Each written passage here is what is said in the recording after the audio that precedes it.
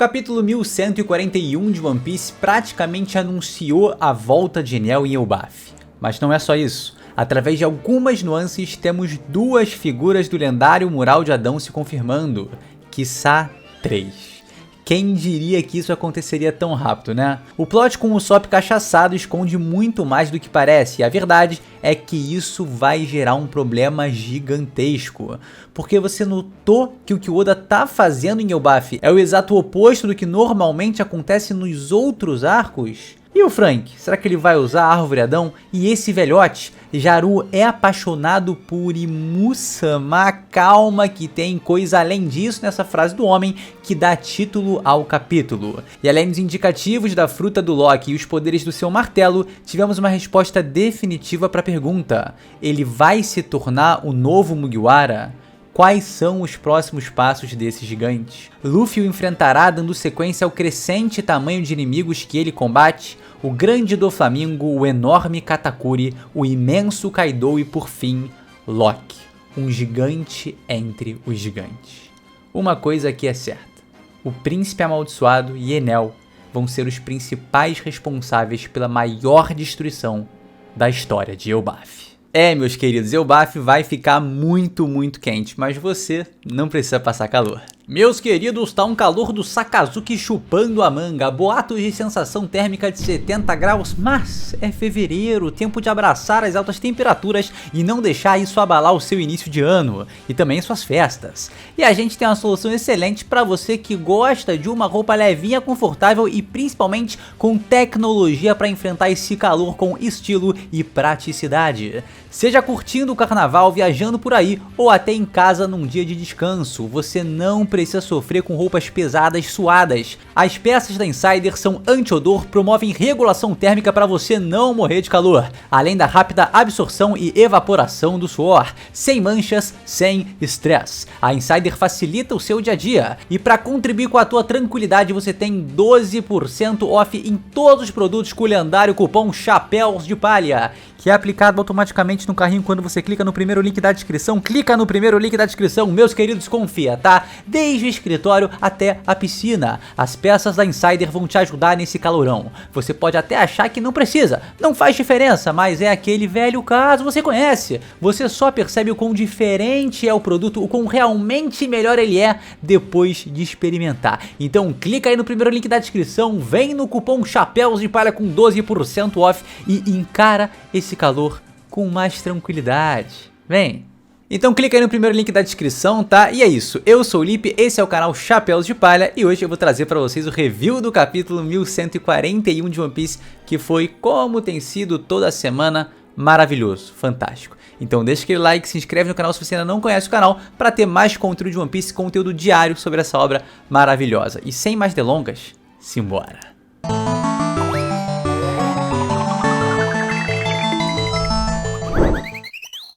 O capítulo se inicia com a galera voltando do castelo Aurust, indo em direção à vila de Elbaf, onde todos festejam devido à chegada dos Chapéus de Palha. E a verdade aqui é só uma: diferente da Nami que não encontrou nenhum tesouro onde esperava, a gente encontrou um mar de joias nesses últimos capítulos de One Piece, e o final desse aqui não vai ficar pra trás. Mas por enquanto a gente tem o Road aí que tá cheio de medo e quando apertarem ele vai contar toda a verdade. Poucas vezes lendo One Piece eu desgostei tanto de um personagem de cara como tá acontecendo com o Road. Só que, como uma dessas poucas vezes foi com o Senior Pink, é melhor não falar nada, né? Obviamente que o safado do Eiichiro Oda não ia mostrar o mural de novo pra gente por dois motivos. Um, o corpo do Frank devia estar escondendo algum elemento importante centralizado nesse painel, que por outro ângulo poderia ser revelado. E dois, deve dar um trabalhão enorme pra desenhar esse mural aí, né? E como a gente pode ver nesse ritmo insano que tá sendo, o Oda não tem tempo a perder em Elbaf. Inclusive vocês repararam que esse capítulo indica que um dos eventos ou dois dos eventos do mural lendário logo vai acontecer em Elbaf? Fica ligado nisso. Franky continua seu passeio pela Árvore Adão e Ripley comenta sobre como cada galho da Yggdrasil sustenta uma rica história e tudo mais, blá blá blá. Eu me pergunto quantas vilas exatamente existem nessa árvore colossal, porque parece que a grande parte dela se centraliza nessa região que conhecemos, mas a verdade é que ainda tem uma área gigantesca sem ser explorada e que pode muito bem ter forte relevância no futuro. E falando em galho, o carpinteiro tem sua atenção roubada por um quebrado. Será que a Ripley vai quebrar o galho do Franky, concedendo a ele alguma parte desse galho para ele usar com suas skills insanas de carpintaria e aí produzir alguma coisa, talvez uma melhora no Thousand Sunny? A presença da Árvore Adão em Elbaf é um bom presságio pro Super Franky. E saber que tem parte delas separadas do corpo principal, né, do tronco, cara, também é um indício legal de que essa madeira pode ser usada de alguma outra forma. Claro que, como eles vão mencionar, né, a madeira velha não tem a mesma resistência de uma nova, mas o Franky dá um jeito nisso, né, o material parece estar ali ao alcance, cabe ele e a Oda saberem como usar. Assim, a real é que a gente só viu esse cotocão colossal que mais parece um vorme escavador de túneis, mas eu imagino que dê tanto para cortar esse cotoco e reaproveitar ele de alguma forma, como também os restos do que foi o galho. Muito deve ter sido consumido pelo fogo, mas será que não sobrou nada ali na outra extremidade, perto de onde era a vila? Deve ter uns galhinhos quebrados por aí, né? Se não desse galho velho, de outros. Deve ter alguma coisa. E a real é que só um pedacinho dessa árvore, além de valer uma fortuna, algo que já deixaria a nossa querida Nami-san muito contenta no País Gigante, também poderia ser usado com alguma produção legal por parte do Franky. Enfim, cabe aos brabos Eiichiro Oda e Franky. A Ripley comenta que existia uma vila chamada Haugen nesse galho partido, mas que um raio a atingiu e ela foi incendiada. E aí ela menciona algo que merece toda a nossa atenção. O problema desses galhos antigos é que quando acesos, o fogo não apaga mais. A lá Amaterasu, né? A gente já tá ligado. E isso leva a um dos comentários mais peculiares do capítulo. O relâmpago e o fogo são as únicas fraquezas de Elbaf. Além disso implicar em algo muito interessante no final do capítulo, eu imagino que não fui só eu que, de primeira, ao ler essas palavras, pensou no homem, no brabo, na fera que promete retornar, no deus dos raios, Enel.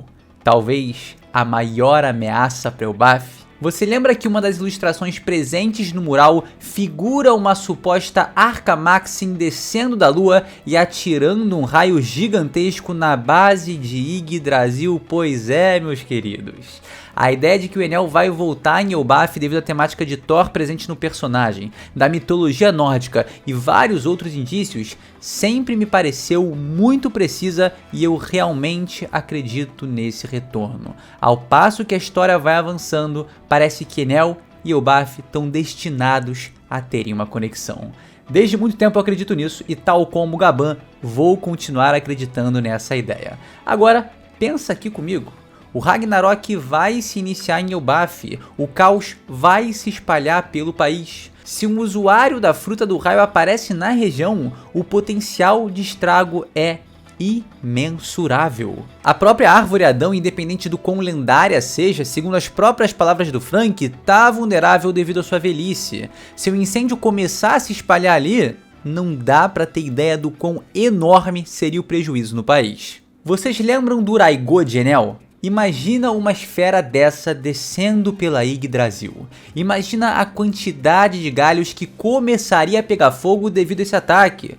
Ah, mas isso aí é uma bolinha de gude perto da imensidão de Elbaf. Cara, eu entendo, tá? Não é uma bolinha de gude, mas também não é pouca coisa, tá? O bagulho é uma Genkidama enorme. E quando o Enel voltar, vai ter uma correção de força insana. A gente sabe disso. Vai estar bufadíssimo como nunca. Então essa habilidade do personagem vai ter potencial para ser muito, muito, muito maior e sim, quiçá causar um dano considerável em Elbaf. Então será que a figura que representa Loki e a figura que talvez represente Thor possam ser os responsáveis pela destruição do País dos Gigantes? Seu fim completo de Elbaf eu acho muito difícil, mas a gente pode estar prestes a presenciar uma das maiores devastações de ilhas que a gente já viu na história de One Piece. Não inclui Lulus aqui não, tá? Pelo amor de Deus. Se não, por que que o Oda simplesmente deixaria evidente que Elbaf possui duas fraquezas, o raio e o trovão? Pra que isso? Por que essa afirmação? Lá no final do review a gente vai se aprofundar ainda mais nessas ideias quando falarmos de Loki. Qual dos dois pode ser a maior ameaça para Elbaf? Por que não os dois juntos? E olha que legal, curiosamente, as fraquezas de Elbaf também são os dois principais poderes da Big Mom, considerada por muitos o pior pesadelo da Terra dos Gigantes. Achei isso bem simbólico e acho que devido aos pensamentos de alguns gigantes, isso reforçaria a crença de que ela é realmente um demônio, a maior inimiga do país nos tempos modernos. Por fim, também vale mencionar que Haugen, que é o nome da Vila Devastada, é um sobrenome norueguês e deriva da antiga palavra nórdica Hauger, que significa monte, pequena colina. Ou seja, os gigantes de Haugen eram gigantes da colina e foram de Vasco, mano. O Oda é... Arrepiei aqui, cara. O Oda é muito gênio. Voltamos à Vila Oeste, onde a Nami encontra o Sop cachaçado à la live action, e eles comentam brevemente sobre onde se encontram o Luffy e o Zoro, questionando isso, né? Um jeitinho do Oda indicar que os dois estão tramando algo, estão envolvidos aí em outro lado. Mas o mais importante que a gente tem aqui é com certeza a interação do Usopp com o Jaru. Que mais uma vez, meus amigos, ó, abram os olhos. Esse cara aí tá mancomunado, tá esquisito, tá? Tá esquisito. Mas aqui tem uns pontos bem legais. Primeiro de tudo é esse senhor de altíssima idade falando que seu tipo de mulheres são as mais velhas e, com todo respeito, senhor Jaru, não existem muitas dessas, né? Supostamente não existe nenhuma. Ou seria isso um foreshadow para uma mulher mais velha do que ele? Eu sei que muita gente aqui vai pensar em Musama, vai pensar em Munerona, mas vale mencionar que os dragões celestiais homens possuem o honorífico Sei, enquanto os dragões celestiais mulheres, o Gu. E o Santo Imu, no texto original em japonês, é referido como Imusei, dando 99% de chance de que sim, se trate de um homem. Mas mesmo assim, tá? Mesmo sem Musama ser uma mulher, a fala do Jaru ou do Yaru, né, continua sendo estranha. Eu não duvidaria que no reino celestial de Elbaf possa existir uma anciã ainda mais velha do que ele. No fim das contas, pode ser só uma piadinha? Cara, pode, mas ela soa curiosa, né? Não parece jogada à toa. Inclusive, não parece ser jogado à toa mesmo, é literalmente o nome do capítulo. E sejamos justos, pelos acontecimentos presentes nele, a gente vê que, cara, tem pelo menos uns outros 3 títulos que parecem mais cabíveis. Então, cara, isso me parece um indicativo de que vai sim aparecer uma mulher mais velha em Elbaf. Até essa cara aí do Jaru falando sobre ela tá me deixando meio bolado, ele tá meio sombreado ali, meio dark, enfim. Essa menção, somada a essa cara aí meio esquisita e, claro, ao título do capítulo, me deixa com uma pulga atrás da orelha. Você também acha que essa frase foi no mínimo peculiar? Quando a Freya aparecer, a gente conversa sobre isso. Tal como essa cacetada que o Usopp dá na espada fincada na cabeça do gigante. Querem dar uma viajada aqui comigo? Essa pancada aí é um foreshadow pro Usopp sendo responsável por desmascarar o grande vilão desse arco, Jaru-sama. A mitada do homem vem aí e não adianta me falarem que não, tá? Eu acho que querer colocar Elbaf como o arco do Usopp é bem complicado, né? Porque vai ter muita coisa insana para acontecer, muitos eventos e revelações bombásticas, como em menos de 15 capítulos já tem. Então querer direcionar, colocar toda essa carga, esse peso desse arco para um personagem só é complicado. Mas eu acredito no meu mano Usopp e acredito que ele ainda vai imitar. Ah, mas Lipe, cuidado com as expectativas, cara, eu concordo plenamente. Tá, eu concordo plenamente, mas já era há muito tempo, pô. Já era há muito tempo. Desde Little Garden eu espero por isso. Eu vou me enganar agora que não. Que tanto faz se o Usopp imitar ou não imitar. Ah, se ele brilhar ou não brilhar, não importa. Vou meter essa. Que o importante é só ele tá enchendo a cara. eu diria que já é tarde para não criar expectativas. Mas eu tenho que admitir que esse momento da Nami sorrindo, vendo o Sop feliz, foi muito significativo. Chegar em Elbaf para ele é sobre isso, é um marco, é motivo para celebrar. Ele enfrentou milhões de desafios impensáveis nessa jornada até a Terra dos Gigantes. E nesse momento, ele merece estar curtindo assim, realizando um sonho. A gente espera que ele ainda tenha uma mitada antológica. Ele próprio não espera realizar uma mitada antológica. Chegar na ilha já é uma verdadeira conquista, uma verdadeira vitória. Cara, fiquei feliz pelo Sop. Tá tão feliz que semana que vem eu vou lançar um vídeo bem especial sobre ele. E aí quando vocês virem o título, né, vocês vão achar até graça de eu ter falado dessa maneira, que eu tô muito feliz por ele e tudo mais. Mas fiquem na guarda, vai ser bem legal. Ah, e falando em graça, né, eu me escangalhei de rir com o Sop realmente doidaraço a lá meu chapa Adrian Tatini, mandando o Dory calar a boca e perguntando se alguém quer tentar puxar a Excalibur.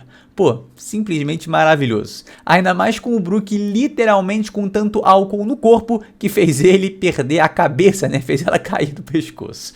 E se eu te dissesse que esse comportamento do Sop pode refletir de uma maneira bem negativa somado aos acontecimentos finais desse capítulo? Me parece que durante as páginas desse capítulo, Oda foi plantando algumas sementinhas que no final a gente vai colher. E durante o arco de Elbaf, meu irmão, isso vai causar uma treta. Segura. Enfim, esse gag do Sanji procurando a Gerd foi um bom artifício para fazer a reunião do trio monstro perante ao verdadeiro monstro que vai se fazer presente nas últimas páginas. E antes de partirmos pro ápice do capítulo, vamos para onde Road tenta miseravelmente esconder os acontecimentos do castelo Aurust da Gerd, que logo dá umas porradas no gigante para ele contar toda a verdade e ele desembucha muito rápido. E esse é o gatilho para os eventos finais do capítulo, que são os gatilhos pro fim do mundo.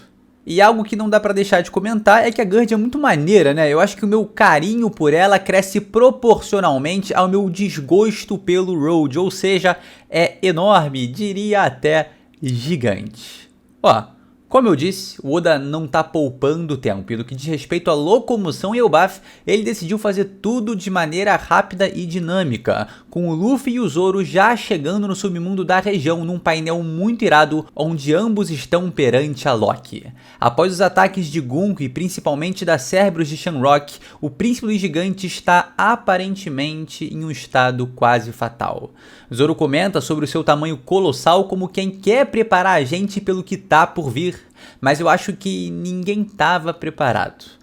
O Luffy vai tentar libertá-lo das correntes como um bom Nika, mas temos revelado o que todo mundo já esperava. Se tratam de correntes gigantescamente colossais de Kairosek, e o Luffy fica fraco devido ao seu contato com ela. O capitão e o braço direito começam uma discussão ali, e mais uma vez o Luffy está preocupado com o estado quase fatal do Loki, enquanto o Zoro continua abismado com o tamanho do cidadão e sua reputação. Mais uma vez o tamanho desse homem sendo ressaltado pelo espadachim. E aí, pra ver se o Loki não tá enganando eles nem nada, né, o Zoro dá uma bica no maluco arregaçado, todo arrebentado, né. O sonho do Sanji, provavelmente, é chutar tão forte assim. Eu fiquei com essa mesma cara do Luffy quando eu li, tá? Eu sei que foi maldade com o Loki, mas eu achei engraçado, eu ri mesmo. Mas a graça toda foi embora quando o Loki reage e a gente tem esse painel dele praticamente cobrindo o Zoro com suas proporções. Aqui já começou a assustar. Também é interessante aqui que o Oda estabelece o seguinte: não depende só da percepção do Luffy, o Zoro também é um parâmetro para a decisão de libertar o Loki ou não, e com isso feito, né, vai dividir essa responsabilidade. Querendo ou não, o Zoro é cúmplice. E aí, como um verdadeiro Nika, né, o Zoro decide que sim, eles vão libertar o Loki, contanto que ele fique com uma das algemas ali, né, presas no tornozelo. Também como forma de inibir o uso de uma possível fruta e enfraquecer o cara de uma maneira geral. Algo que no fim das contas vai ser bem importante, tá? Roronoa Zoro, ó, QI 8000. Seguimos com o Luffy preocupado com o Loki querendo chamar um médico, já o Zoro tá mais preocupado neles serem descobertos e descobrimos que o nosso querido capitão jamais almoçaria o Chopper como comida de emergência. Diferente do Zoro, né? Que bom, é quase uma figura de irmão mais velho pro nosso doutor. Inclusive, o nosso capitão já tinha falado a mesma coisa lá em Urusukaina, durante seu treinamento com Rayleigh, né? Depois que fez amizade com os animais da ilha, ele disse que não iria comê-los. Mas o ponto que mais merece nossa atenção aqui parece essa fala do Zoro. Se eles descobrirem que a gente libertou o Loki, eles vão banir a gente, não vão? Isso me remeteu à zona que o Sop tá causando com o Jaru lá na vila. O guerreiro é uma das maiores lendas de Elbaf, alguém extremamente respeitado, e o próprio Dory, né, ficou meio assim com o comportamento do Sop. O que eu quero dizer é o seguinte: as maneiras do Usopp podem ser um argumento contra o Chapéu de Palha depois da libertação do Loki. Os gigantes já vão ficar extremamente revoltados e incrédulos quando isso acontecer, principalmente depois do esforço em conjunto que eles tiveram, cara, que foi absurdo para prender o príncipe na Yggdrasil.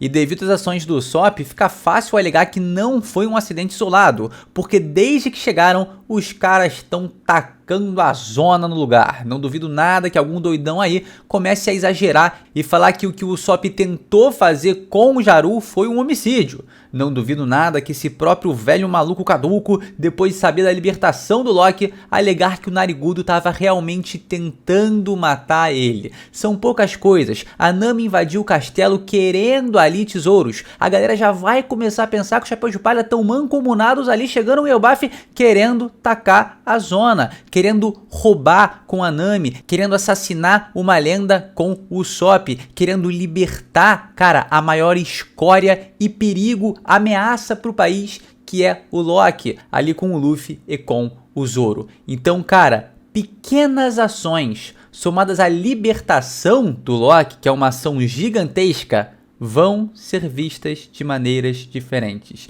E os Chapéus de Palha, que diferente de todas as ilhas, né, que eles já chegam meio, quem são esses caras? E depois eles conquistam a ilha, e o Elbaf está sendo o oposto. Eles chegaram benquistos, queridos, amados, e pouco a pouco a reputação vai mudar e o caos vai explodir em Elbaf. Vai ser simplesmente fantástico. Isso é maravilhoso. Os Chapéus de Palha vão ter um arco de redenção com Elbaf, ou Elbaf vai ter um arco de redenção com o príncipe Loki. Enfim, fantástico. Eu acho que esse cenário aí que vem se construindo tem tudo para ter desdobramentos brilhantes. E aí, durante essa interação aí do Zoro e do Luffy, umas figuras gigantes caem do céu. Hairudin e os novos piratas gigantes estão caindo do céu com seus Val desesperados para impedir que o Luffy liberte o Loki de suas correntes. O Road contou tudo para eles e eles precisam agir rapidamente. Mas como a pressa é inimiga da perfeição, eles, cara, para resumir tudo, se embananaram todos e estão a caminho da morte. Se não fosse pelo Luffy e o Gomu Gomu no Fuzen, que inclusive é o maior que ele já fez na história.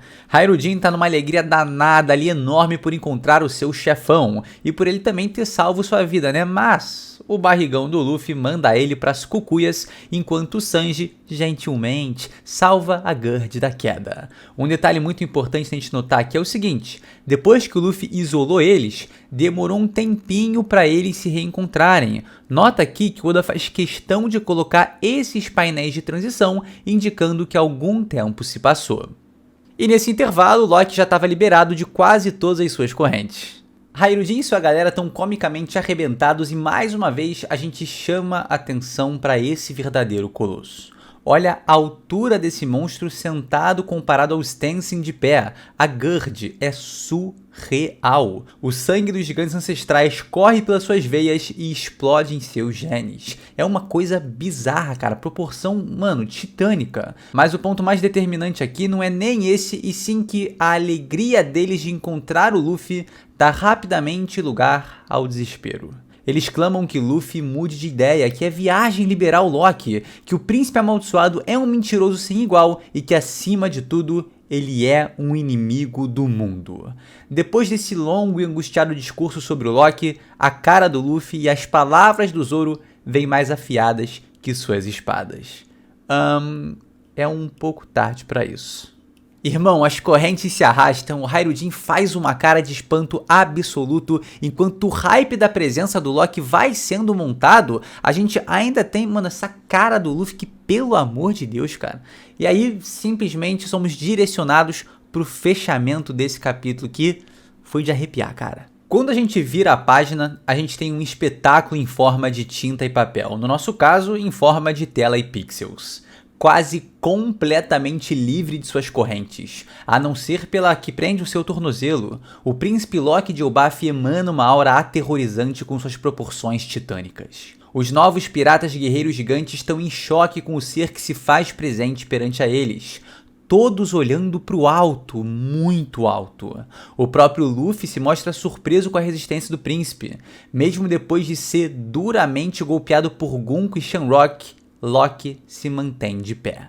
Hyrule se prepara para o combate com uma expressão preocupada. Seu meio-irmão faz o mesmo, mas com um sorriso maligno em seu rosto.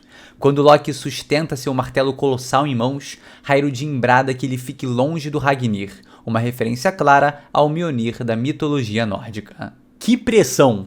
Que aura! O homem, uma máquina, uma besta enjaulada com ódio, mano. Agora livre de suas amarras, ou quase. Cara, a gente espera muito do Loki, mas o pouco que ele vem entregando já é muito. E o que ele vai fazer ainda, esquece.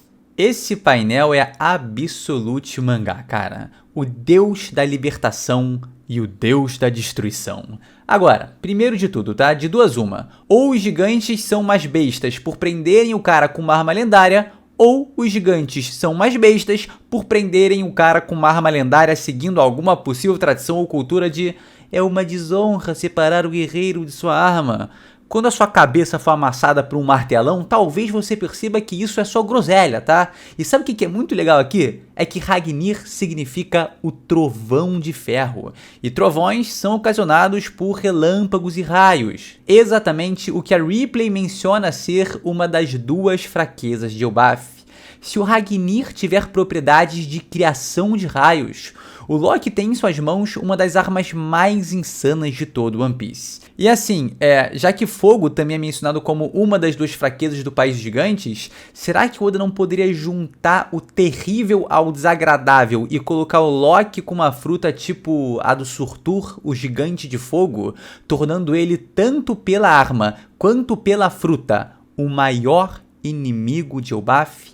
A personificação das fraquezas de Elbaf? Meu headcanon, o Loki vai pegar o Ragnir invocando raios do metal e vai dar um porradão na cabeça do Luffy com toda a sua força, tá? Só que o Luffy é resistente a impacto, se não tiver haki ali, e também a raio. Então depois do Loki tirar o martelo de cima do Luffy, ele vai ver que o cara tá intacto. E aí, meu irmão, momento perfeito pro Loki fazer a caroça do Enel. Vai acontecer? Provavelmente não. Seria um paralelo legal? Eu acho que sim. Agora, realmente uma presença avassaladora, mas eu não acho que essa pompa vai se estender, vai se manter para o próximo capítulo.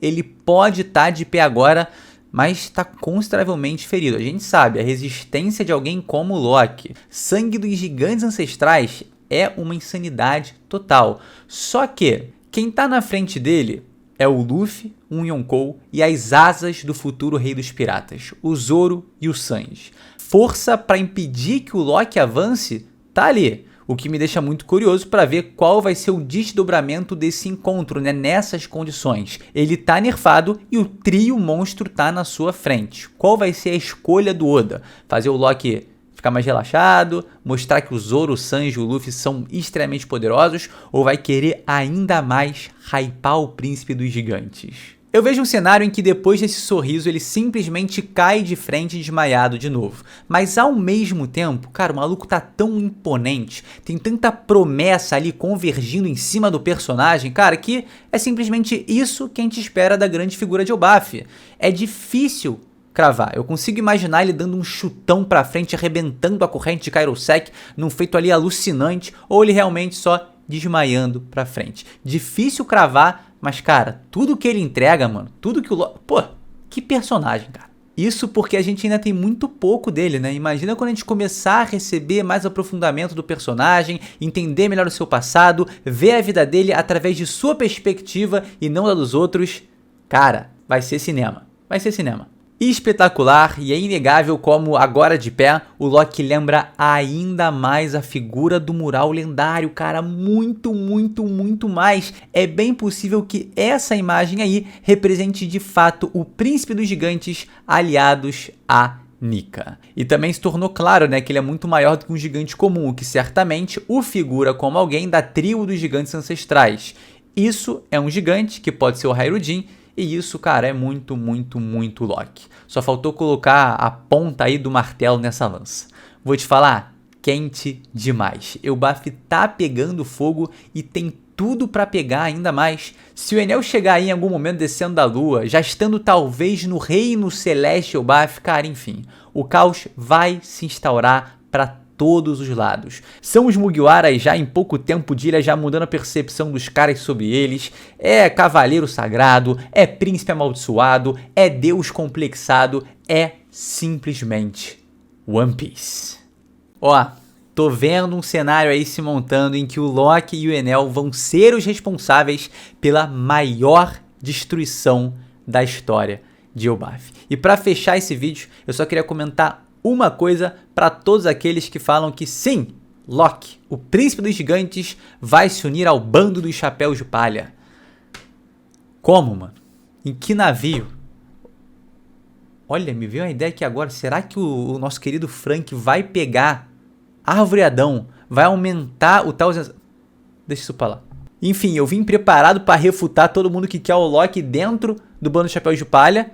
E eu simplesmente encontrei um argumento que dá pra botar ele dentro, hein? Dá pra botar ele dentro. Use, você que quer ele no bando, cara, use isso a favor. A árvore tá lá. Dá pro Frank pegar e ó, fazer aqui, ó, ajeitar um pouquinho, pum. Tá o Zensane. Cara, mas tem que ser muito maior. Mas tem que ser muito maior. Não vai acontecer. E meus queridos, esse foi o vídeo. Eu espero que você aí tenha gostado, tá? Espero que você comente também o que você achou do capítulo e o que você achou da análise. Tem algum ponto que você discorda, que você concorda e quer reforçar ainda com alguma ideia? Cara, deixa nos comentários. A gente ama, a gente adora realmente ver as ideias que vocês têm e debater com todo mundo sobre essa obra maravilhosa que é One Piece. Então, deixa aquele like, se inscreve no canal se ainda não é inscrito, se junte à grande frota dos chapéus de palha. E é isso, a gente se vê sem sombra de dúvidas no próximo vídeo. Tamo junto, galera. Valeu!